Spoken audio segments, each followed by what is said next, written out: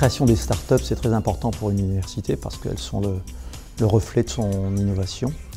Et c'est encore plus important lorsque ce sont des enseignants-chercheurs et des chercheurs de l'université qui le portent. Ça n'est pas dans notre culture. C'est pourtant des éléments de réussite essentiels. Alors je crois qu'à l'Université de Bordeaux, il y a un vivier d'innovation majeur. Et nous verrons dans quelques années combien de startups se sont appuyées sur les technologies de l'Université de Bordeaux.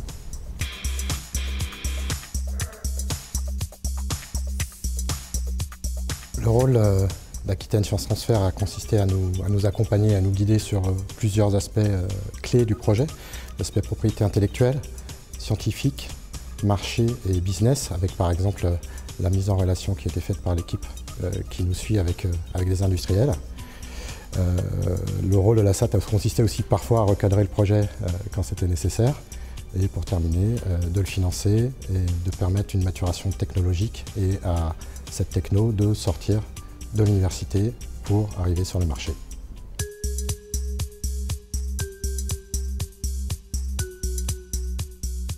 Bien, on va combiner en fait des biomolécules qui sont les acides nucléiques et les lipides.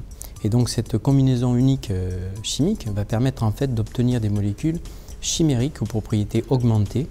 Donc ce métissage permet de répondre en fait à des problématiques de l'industrie pharmaceutique, de la reformulation de principes actifs pour bien sûr améliorer au niveau toxicité et efficacité, notamment en chimiothérapie, en oncologie.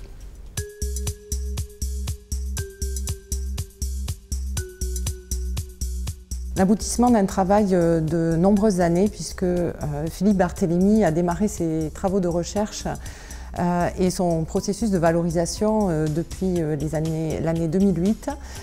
Et aujourd'hui, on constate que la création d'une start-up dans le secteur de la santé requiert un travail de longue haleine pour atteindre les principaux éléments qui seront nécessaires au développement de cette start-up. Ça a pu être réalisé grâce à des accompagnements divers de plusieurs acteurs publics tels que l'ANR, le Conseil régional d'Aquitaine ou BPI France.